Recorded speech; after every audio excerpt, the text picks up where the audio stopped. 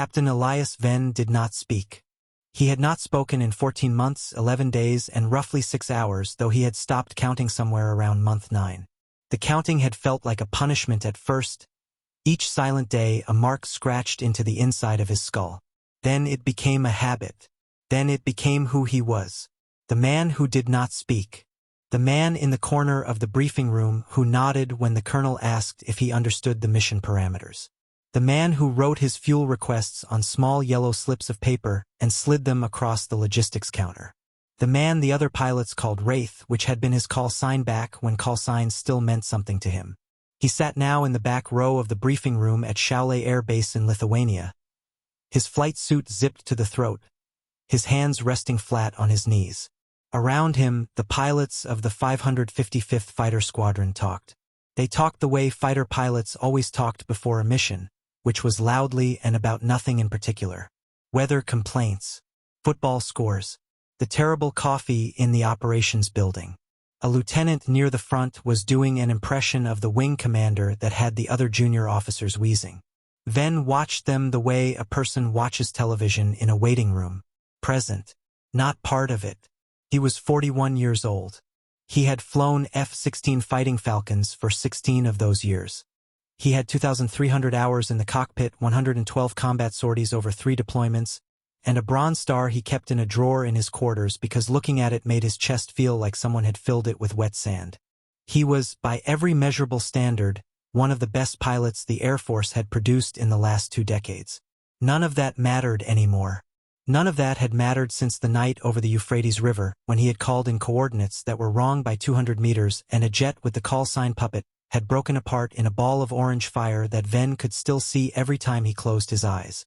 Puppet had been Lieutenant Marcus Webb, 26 years old, from Tucson, Arizona. He had a wife named Dana and a daughter who was 3 and whose name was Sophie, and who Wayne had never met and would never meet and thought about at least 4 times a day. The coordinates had not been Wayne's fault, not entirely. The intelligence feed had been corrupted. The ground station had given him bad data. The investigation had cleared him. But clearing a man on paper did not clear him in the place where it counted. The place behind the ribs where the hands shook and the voice lived. Wayne had keyed his mic that night and said the wrong numbers in a calm, steady voice, and Marcus Webb had flown into the ground, and something in Wayne's throat had sealed shut like a welded door. He had not made a sound since. Not a word. Not a cough. Not a hum while he shaved in the mornings. The flight surgeons had examined him. Neurologists had scanned his brain. A psychiatrist at Landstuhl had spent 11 sessions trying to get him to talk, and Wayne had sat in the chair and looked at the wall and written his answers on a legal pad in small, neat handwriting. The psychiatrist had diagnosed him with selective mutism triggered by acute traumatic stress. The Air Force, not knowing what else to do with a pilot who could fly perfectly but could not speak, had grounded him for 8 months and then reassigned him to Šiauliai as a readiness observer for the NATO exercise. A desk job with a flight suit. A ghost with a security clearance. The squadron tolerated him. That was the right word. Tolerated. They did not mock him. They did not pity him to his face. But they routed around him the way people rout around a piece of furniture that has been placed in the middle of a hallway. He was in the way of the life of the squadron, and they stepped around him and went on with their business. The briefing officer, a major named Kowalski with a red face and a voice like a gravel mixer, clapped his hands at the front of the room. Settle down. Settle down. All right, listen up. The room went quiet in the ragged way that rooms full of young, over-caffeinated people go quiet. Kowalski tapped the screen behind him. A map of the Baltic Sea appeared, dotted with blue and red symbols. Exercise Baltic Shield. Day 3. We are flying a 12-ship package. 2 flights of F-16s, 1 flight of F-35s out of Amari, and a tanker track over the Gulf of Riga. The scenario is a simulated air superiority sweep against aggressor forces operating out of Kaliningrad. Standard stuff. You have all flown this package before. He clicked to the next slide. A frequency chart appeared. Comms plan is as follows. Primary tactical frequency is 132.4. Guard is 121.5. Tanker is 138.2. The new TDL-9 data link is active on all aircraft for this exercise. Command wants us to run the full AI-assisted targeting and IFF integration package. This is the first live operational test of the software. If it glitches, you log it, you note the time, you report it through the chain. Do not improvise. Do not go off script. We are observers as much as we are participants today. Ven wrote nothing down. He did not need to. He had memorized the comms plan 3 hours ago when it had been posted to the shared drive. He always memorized everything. It was easier than asking someone to repeat it, and asking required speaking, and speaking was the thing he could not do. Kowalski ran through the rest of the briefing. Weather was clear. Winds were light. The sun would be up for another 14 hours. The exercise window was 4 hours. The package would launch in 90 minutes. Any questions? Kowalski said. A captain in the second row raised his hand. Sir, what's the protocol if the TDL-9 goes haywire? I mean, this is new software. Nobody's flown it in a package this big. Kowalski shrugged. You fall back to voice comms. Standard radio procedures. The TDL is a supplement, not a replacement. You still have your mouth and your radio. The room laughed. Ven did not laugh. He looked at his hands, flat on his knees, and thought about mouths and radios and the sound of a voice saying numbers that should not have been said. He stood when the others stood. He walked when the others walked. He suited up in the locker room in silence, pulling on his G-suit, checking his helmet, running his fingers over the oxygen mask and the visor and the small scratch on the left side of the shell where he had dropped it on a tarmac in Iraq in 2019. The other pilots dressed around him, joking, slapping each other on the shoulders, making small bets about who would get the first simulated kill of the day. A young lieutenant named Torres, called Sign Dart, caught Ven's eye in the mirror. Torres was 24, new to the squadron, and had not yet learned the rules about Ven. He opened his mouth, probably to say something friendly, something like, "Hey, how you doing? Ready for today?" Then he saw Ven's face, the flat, closed, empty face, and whatever he had been going to say died in his throat. He looked away, zipped his suit, walked out. Ven followed, 3 steps behind, silent as always. The tarmac at Shaolei smelled like jet fuel and cut grass and the particular metallic tang of a cold morning in the Baltics. 12 F-16C Block 50s sat in a staggered line, their canopies open, their engines cold. Ground crews moved between them like ants around a sugar cube, checking panels, loading practice munitions, running diagnostic cables from the TDL. 9 pods that had been bolted under the wings 2 days ago. Ven walked to his jet, tail number 88-0442, and ran his hand along the fuselage. The metal was cold. He liked the cold. It was honest. He climbed the ladder and lowered himself into the cockpit and began the pre-flight sequence from memory. Battery, avionics, INS alignment, hydraulic pressure, engine start sequence armed but not initiated. His hands moved over the switches and dials with the mechanical precision of 16 years. He did not think about what he was doing. Thinking was dangerous. Thinking led to remembering, and remembering led to the sound of Marcus Webb's voice on the radio, calm and young, saying copy, Wraith, rolling in on your coordinates, and then the sound that came after, which was not a voice at all but a tearing, a breaking, a silence that was worse than any silence Ven had ever made. He pulled the oxygen mask over his face. He breathed. The air tasted like rubber and recycled nothing. Viper flight, radios check, Kowalski said over the ground frequency. His voice crackled in Ven's headset. One by one, the pilots responded. Viper 1, loud and clear. Viper 2, reading you 5 by 5. Viper 3, good. Viper 4, good. Viper 5, good. Then a pause. Kowalski's voice came back, slightly different, slightly careful. Viper 6, radios check. Viper 6, that was Ven. His call sign. His number. The number he had worn for 11 years. Through 3 wars and 2 continents and 1 night over the Euphrates that had ended everything. He reached up and toggled the radio switch.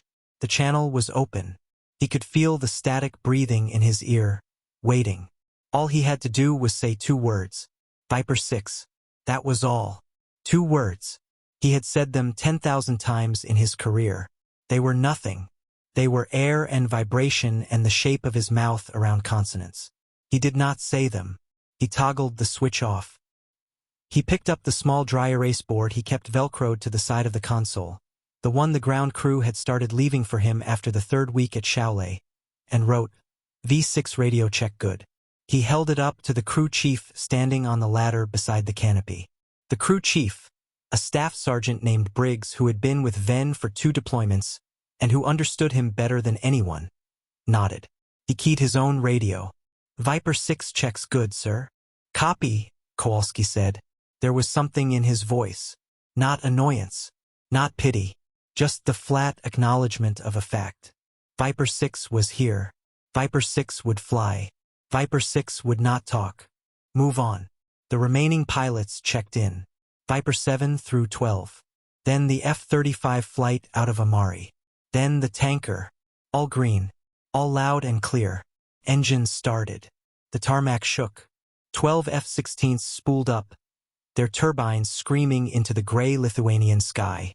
Ven felt the vibration in his teeth, in his spine, in the roots of his fingers. This was the part he still loved. The part that did not require words. The part where the machine and the man became one thing, a single object with a purpose, and the purpose was to fly, and flying did not ask you to speak. He taxied to the runway. He lined up. He advanced the throttle. The jet surged forward, pressing him into the seat, and the ground fell away, and the sky opened up, and for a few seconds Elias Wayne was not a broken man in a silent room. He was a pilot. He was Viper 6. He was alive. The package formed up at 15,000 feet over the Baltic. 12 F-16s in a loose combat spread, the F-35s weaving higher at 25,000, the tanker orbiting to the north. The sun was up now, pale and thin, turning the sea below into a sheet of hammered pewter. The coast of Latvia was a dark smudge to the east. To the west, Sweden. To the south, the Russian enclave of Kaliningrad, where the aggressor force was playing its part, launching simulated threats that the package would detect, track, and destroy. Ven flew in the back right of the formation Viper 6, the trailing position. The least important seat in the package. The place they put the pilot who did not need to talk to anyone, who did not need to coordinate, who just had to keep his wings level and his eyes open and his weapons safed. He was fine with that. He preferred it. The further back he was, the less anyone looked at him, the less anyone expected anything. The TDL-9 system hummed in his HUD, painting friendly aircraft in green diamonds and simulated threats in red triangles. The AI integration was supposed to automate the IFF handshake, so that no pilot would ever have to rely on voice alone to confirm a contact. It was, in theory, the end of friendly fire, the end of bad coordinates and wrong numbers and young men from Tucson breaking apart over a river. Ven watched the green diamonds drift across his display. 12 friendlies, 3 F-35s, 1 tanker, all tagged, all identified, all safe. For the first 40 minutes, the exercise ran clean. The aggressor force launched simulated missiles. The package detected them, vectored intercepts, and destroyed them with simulated weapons. The radio chatter was brisk and professional. Ven listened to it the way he listened to everything, from outside behind glass. He flew his jet. He watched his displays. He did not speak. At the 43-minute mark, something changed. Ven saw it first as a flicker. The green diamond for Viper 4, flown by a captain named Ruiz, stuttered. It went green, then amber, then green again. A glitch. A data hiccup. Ven blinked and it was back to green. He noted the time on his kneeboard. 0947 local. He would log it later. At the 45-minute mark, it happened again. This time to Viper 9. The diamond went amber, held for 2 seconds, then returned to green.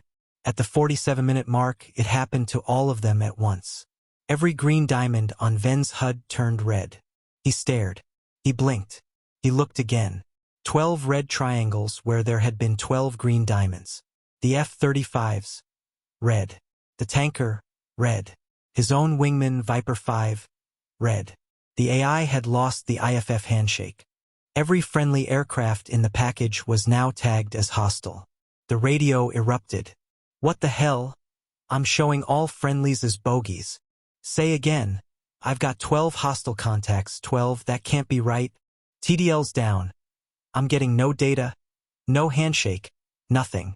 Break, break, all Vipers. Check your transponders, check your IFF. Kowalski's voice cut through the chaos. All aircraft, stand by. We have a TDL-9 fault. Do not engage. I repeat, do not engage. Hold position. We are working the issue.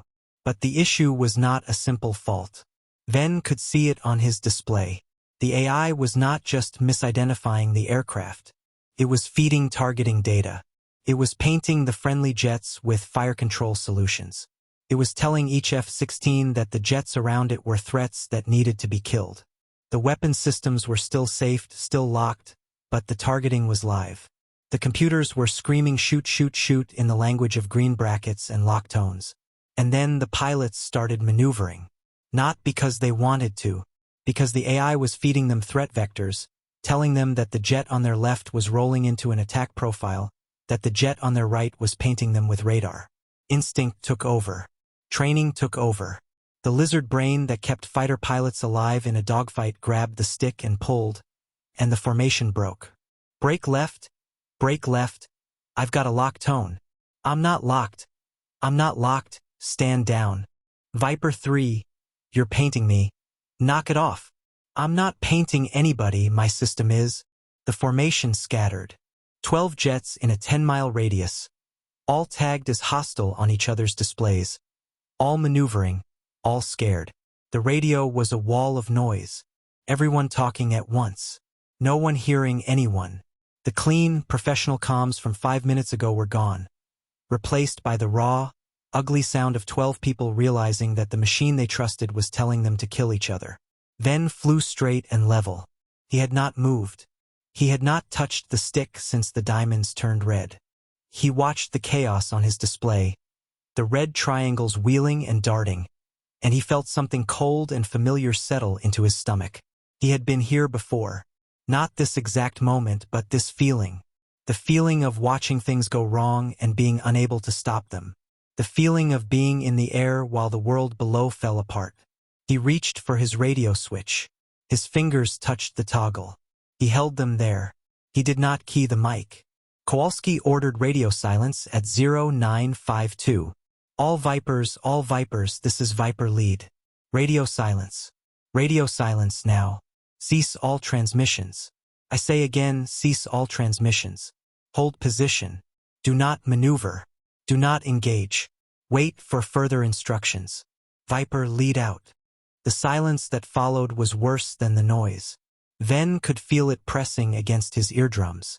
12 pilots, scattered across the sky, none of them talking, none of them knowing where the others were, all of them staring at red triangles on their HUDs and fighting the urge to pull the trigger. The TDL-9 was still down. The IFF was still corrupted. The AI was still painting friendlies as hostiles. And now there was no radio, no voice, no human sound to cut through the machine's lie. Just the hum of the engine and the breathing in the oxygen mask and the red triangles drifting across the glass. Ven flew. He flew because flying was the only thing that made sense. He held his altitude. He held his heading. He watched the red triangles on his display and tried to track them, tried to remember which was which. Viper 1 was Kowalski, the lead, probably to the north. Viper 5 was Torres Dart, the young lieutenant, somewhere to the east. Viper 9 was a captain named Park. Viper 11 was a major named Singh. He tracked them by memory, by the geometry of the formation as it had been before the glitch. But the geometry was breaking. The pilots were drifting. Without radio, without data link, without any way to confirm position, they were flying blind in a sky full of perceived threats. At 0958, Ven saw 2 red triangles converging. He checked his memory, the geometry, the drift patterns. One was moving southwest at 400 knots. The other was moving northeast at 380. They were on intersecting headings. In 90 seconds, they would occupy the same point in space. He looked closer. The triangle to the southwest had the flight profile of Viper 2, a captain named Ferreira. The triangle to the northeast matched the speed and altitude of Viper 7. A lieutenant named Choi. They were going to collide. Ven's hand went to the radio switch. He toggled it open. The channel was silent. Dead silent. He could break silence.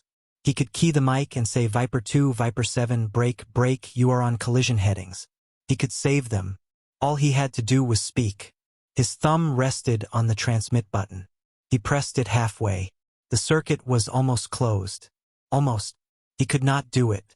The words were there in his mind, fully formed, ready to go. He could see them. He could feel the shape of them in his mouth. But between his brain and his lips there was a wall. A thick, black, welded wall, and no amount of wanting could break through it. His breath came faster. His heart hammered. His thumb trembled on the button. He released it. The switch clicked off. On his display, the two triangles continued to converge. Then, at the last moment, one of them broke. Viper 7, Choi, must have seen the other jet visually, a flash of gray against the pale sky, and yanked the stick. The triangle veered east. The two jets passed within 200 feet of each other. Close enough to see the other pilot's face through the canopy. Close enough to die. Ven exhaled. His hands were shaking. He gripped the stick and held it steady and breathed. The near miss broke the silence. Not on the radio, but in the sky. The pilots, spooked, started maneuvering again. Not aggressively, not attacking, but drifting, turning, trying to get away from each other, trying to find safe air. And in doing so, they made the problem worse. The geometry dissolved. The neat mental map Ven had been tracking scattered like a handful of thrown dice. He lost track of where everyone was.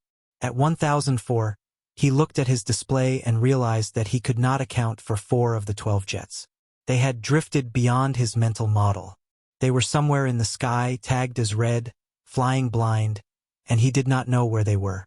At 1006, the radio crackled. Kowalski's voice, tight and controlled. All Vipers, this is lead. I am breaking radio silence for 1 transmission. The TDL-9 is not recovering.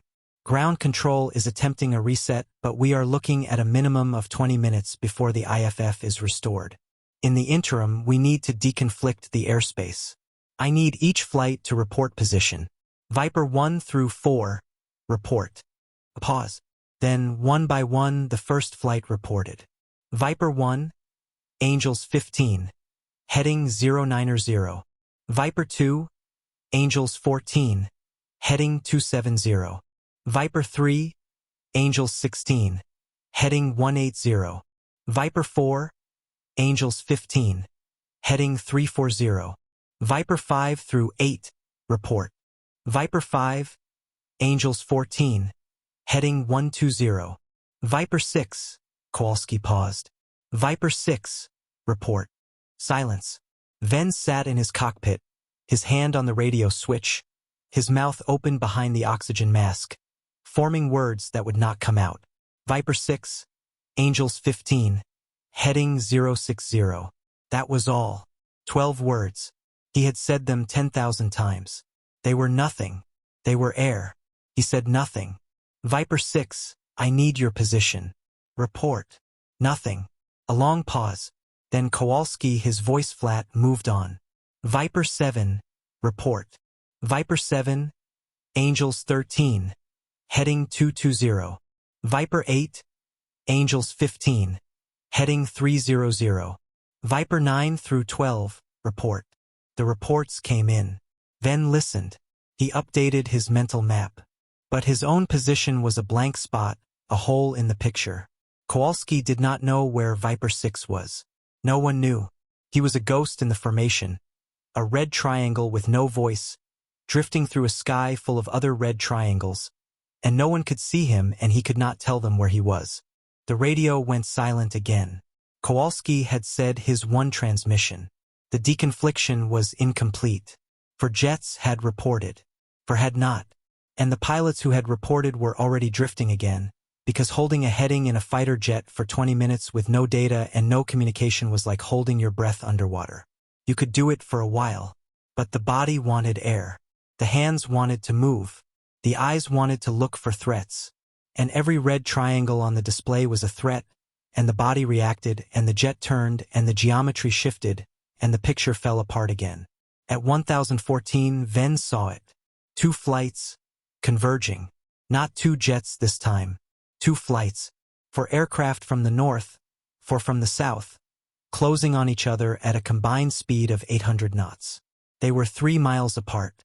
At 800 knots, 3 miles was 22 seconds. He looked at the triangles. He tried to match them. The northern group matched the profiles of Viper 3, 4, 7, and 8. The southern group matched Viper 9, 10, 11, and 12. 2 flights of 4, heading straight for each other, all tagged as hostile, all flying blind. None of them knowing the others were there. 22 seconds. Ven keyed his radio. He held the transmit button. He opened his mouth. Nothing came out. He released the button. He keyed it again. He pressed harder, as if pressure could force the sound out. His jaw clenched. The tendons in his neck stood out. His eyes burned. Behind his oxygen mask, his lips moved, forming the words, shaping the syllables. But no air came, no vibration came, no sound came. The wall was too thick. The welded door was sealed. He thought of Marcus Webb. He thought of the night over the Euphrates. He thought of the coordinates scrolling across his HUD and his own voice, calm and steady, saying them aloud. He thought of the 200 meters. The 200 meters between where he had told Webb to fly and where Webb needed to be. He thought of the orange fire. He thought of Dana Webb, who he had never met, and Sophie Webb, who was 3, and who would grow up without a father because Elias Wayne had spoken into a radio and said the wrong numbers. He could not speak. He would not speak. If he spoke, someone would die. That was the equation. That was the truth his body had written in the 14 months since the river. Speech was the thing that killed Marcus Webb. Speech was the weapon. And he would not pick up that weapon again. 18 seconds. The 2 flights were still converging. No one had broken radio silence. No one could see the others. The TDL-9 was still down. The IFF was still corrupted. The AI was still screaming threat, threat, threat in every cockpit, and the pilots were flying their jets the way they had been trained to fly them in a threat environment, which was fast and low and away from the contact, and all of those vectors were pointing them toward each other. 15 seconds. Ven's hand was on the stick. His other hand was on the radio switch. He was shaking. The whole cockpit was shaking, or maybe it was just him. He watched the triangles close. 3 miles. 2.5. 2. He thought of Sophie Webb. She would be 4 now. Maybe 5. He did not know. He did not know what she looked like. He knew only that she existed, that she was the daughter of the man he had killed, and that she would never hear her father's voice again. And then he thought of the 8 pilots in those 2 flights. 8 people. 8 voices he had heard in the briefing room that morning, joking, laughing, complaining about the coffee. 8 people who had wives or husbands or children or parents or nobody at all but who were alive, who were breathing, who were in the sky right now in aluminium tubes at 500 knots, flying toward each other because a machine had told them to be afraid. 1 mile. Ven closed his eyes. He saw Marcus Webb. Not the fire. Not the breaking. Just Webb. Webb in the ready room at Al Assad. 24 years old, lanky, grinning, with a coffee stain on his flight suit and a picture of Sophie taped to the inside of his locker door. Webb saying, "Hey Wraith, you want to grab a beer after this?" And Ven saying, "Yeah, sure, after this." And then there was no after this. There was only the river and the fire and the silence. He opened his eyes. The triangles were less than a mile apart. 10 seconds. Maybe less. He keyed the mic. He did not think about it. Thinking was the enemy. Thinking was the wall. He went past the thinking, past the memory, past the 14 months of silence and the 200 meters and the orange fire and the welded door. He went to the place before all of that, the place where he was 19 years old and sitting in a classroom at Laughlin Air Force Base, and an instructor was teaching him radio procedure, and he was saying his call sign for the first time, and it was just a sound, just a word, just a name he had chosen because he liked the way it looked on paper. He opened his mouth. He spoke. Viper 6. 2 words. His voice was rough, scraped raw, like a door that had been sealed for a year and was now being dragged open. Cracked on the second syllable. It was ugly. It was broken. It was the smallest, most human sound he had made in 14 months. The radio channel went dead silent. Not the silence of no one talking. The silence of everyone stopping. 12 pilots, grounded crews, the tanker crew, the F-35 flight out of Amari, Kowalski in the lead jet, all of them hearing it. The ghost. The mute. The man who wrote his fuel requests on yellow paper. Speaking. Ven did not stop. Viper 6, all Vipers, this is Wraith. I have visual on 2 converging flights.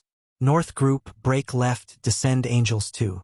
South group, break right, climb Angels 1. Do it now. I have eyes on both flights. I will talk you through.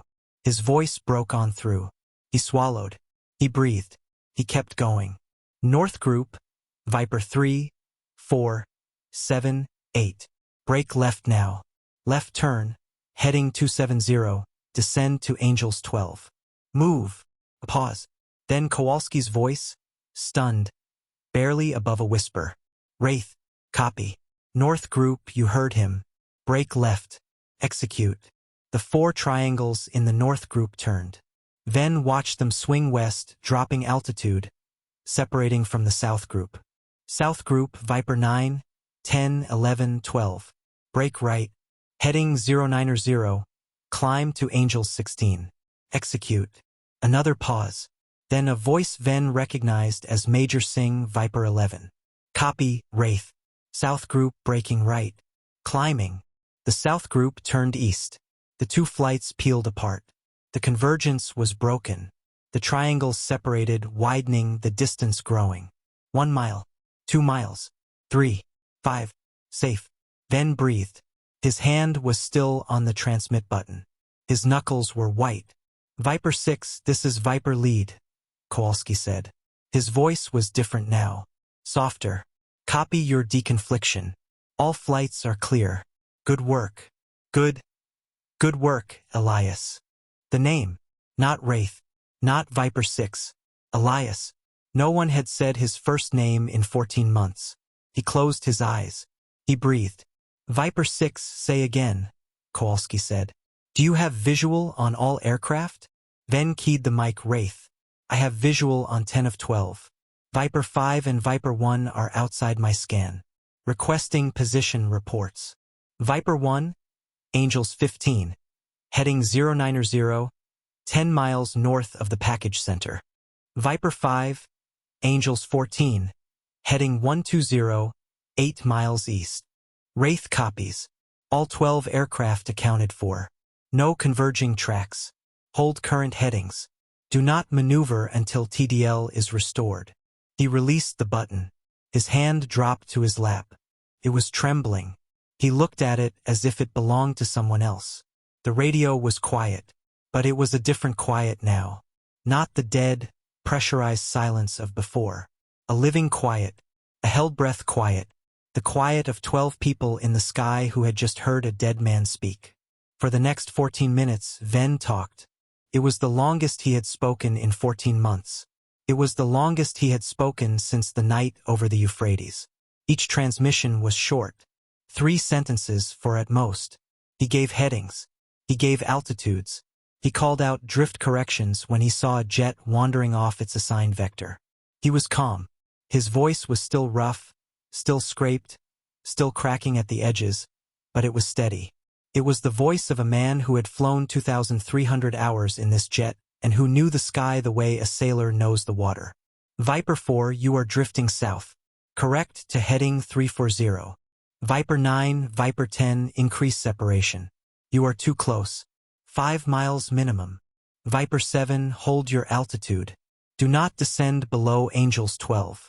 Viper 8 is below you at Angels 10. He did not say more than he needed to. He did not fill the air with chatter. He spoke the way he had always spoken in the cockpit, which was precisely and only when it mattered. But the sound of his voice, any voice, was a lifeline. The pilots responded faster. They corrected quicker. They stopped drifting. The geometry stabilized. The red triangles held their positions, spaced and safe, waiting for the TDL-9 to come back. At 10:22, Kowalski's voice came through. All Vipers, ground control reports the TDL-9 is rebooting. IFF handshake should restore in 2 minutes. Hold positions. 2 minutes. Ven watched the clock on his HUD. 120 seconds. He held his heading. He held his altitude.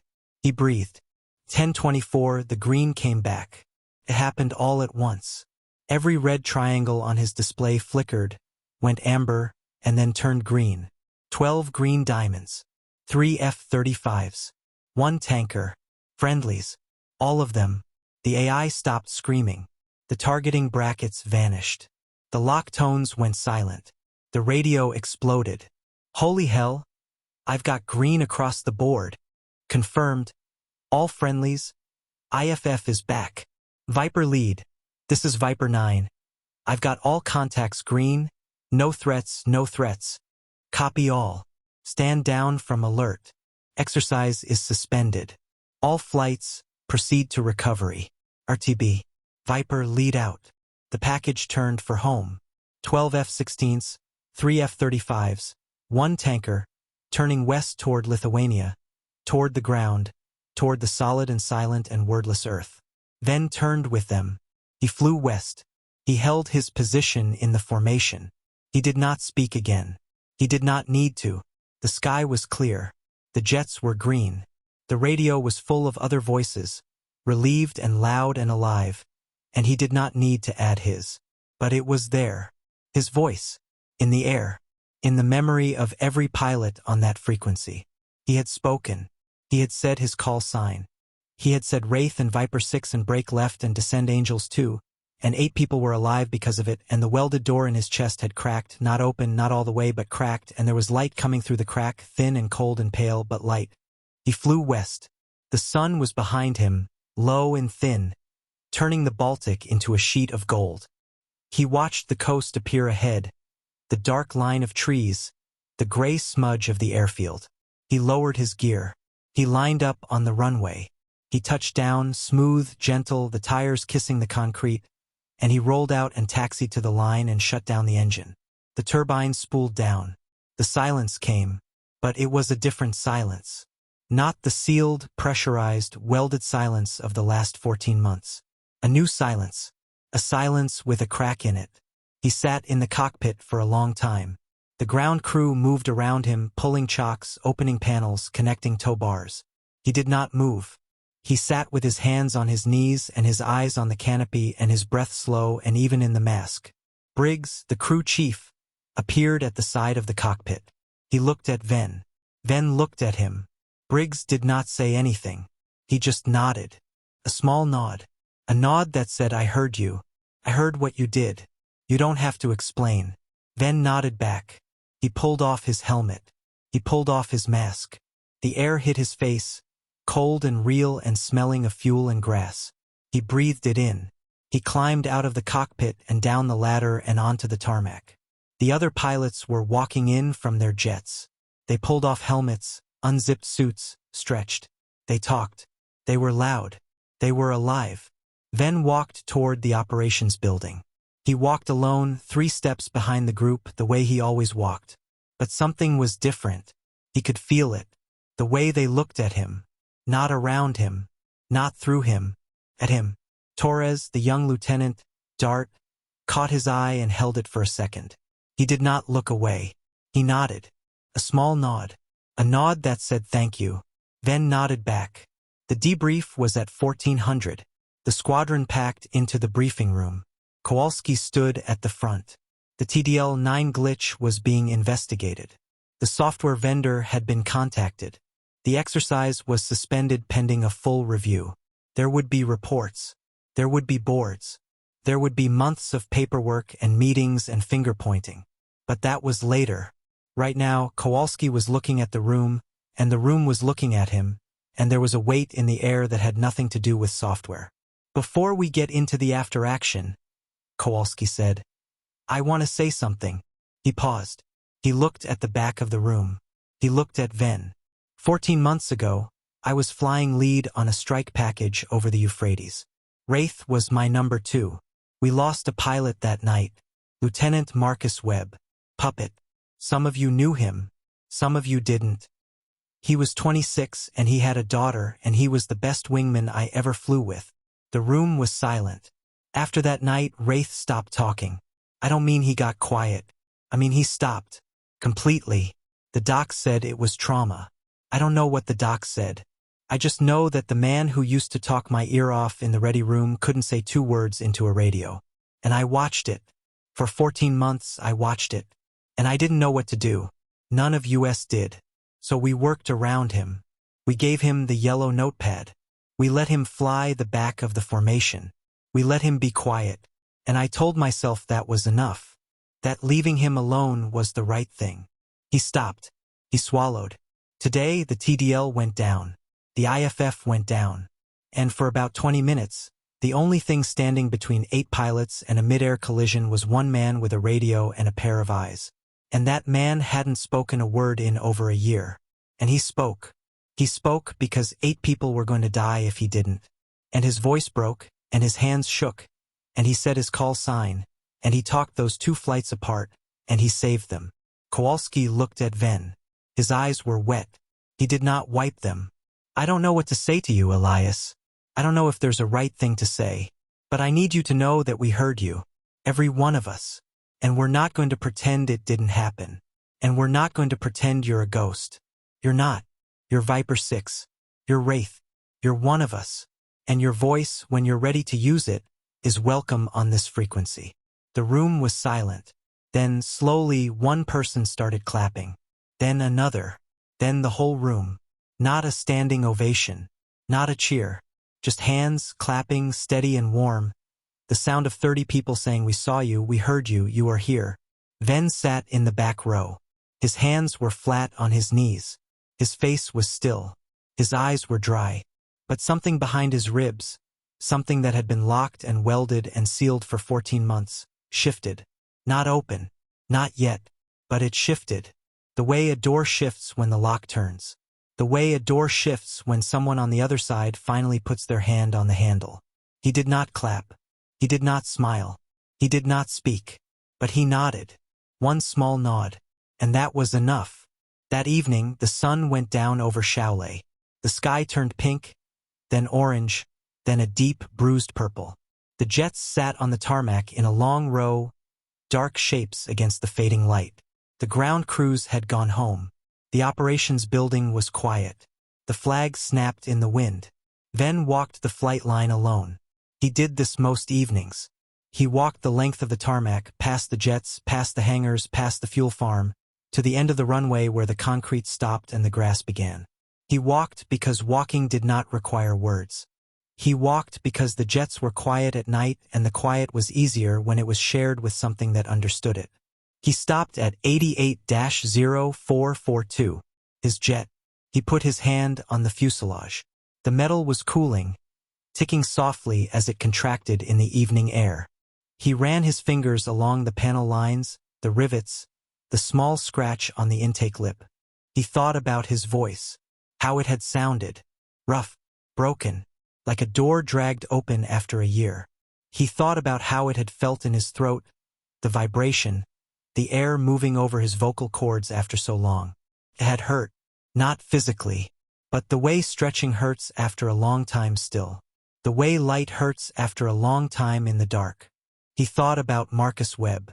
He always thought about Marcus Webb.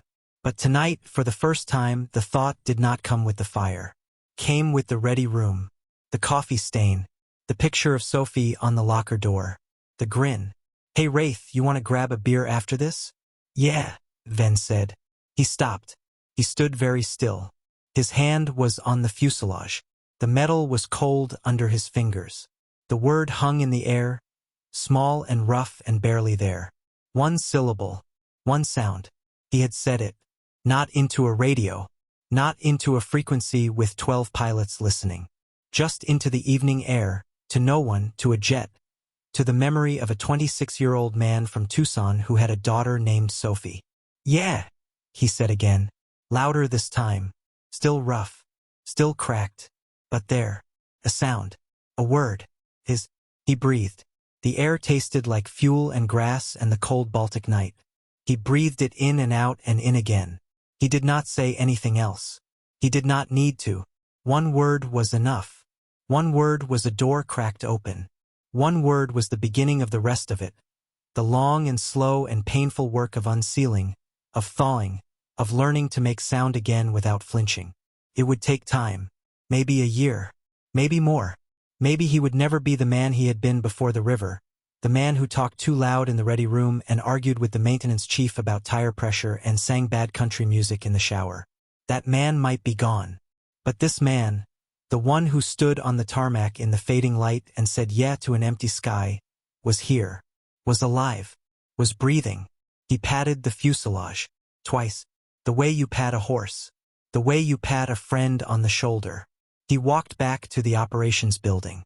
He walked the way he always walked, hands in his pockets, head down, 3 steps behind nobody. But his step was different, lighter, not by much, by a little, by the weight of one word. In the operations building, the lights were still on. Kowalski was at his desk, writing the incident report. He looked up when Ven walked in. Ven walked to the logistics counter. He picked up a pen. He picked up a small yellow slip of paper. The same yellow slips he had been using for 14 months. He wrote something. He slid it across the counter. Kowalski picked it up. He read it. He looked at Ven. The slip said, "Tomorrow I fly Viper 3. I want to be in the middle of the formation." Kowalski looked at him for a long time. Then he nodded. "Copy that, Wraith. Viper 3. Middle of the formation." Ven nodded. He turned. He walked toward the door. "Wraith," Kowalski said. Ven stopped. He turned. "Your voice," Kowalski said. "It sounded good today. It sounded like you." Ven looked at him. His face was still. His eyes were still. But something in them was different. Something that had been flat and empty for 14 months had a flicker in it. Small, faint, like a pilot light in a cold furnace. Not a flame. Not yet. But the spark that comes before the flame. He opened his mouth. He closed it. He opened it again. "Thank you," he said. 2 words. Rough, cracked, barely above a whisper. But they were there. They were out. They were in the air, between the two of them, real and heard and undeniable. Kowalski smiled. "Anytime, Elias. Anytime." Ven turned. He walked out the door. He walked into the night, into the dark, into the long and slow rest of it. The stars were out over Shaolei, cold and white and endless.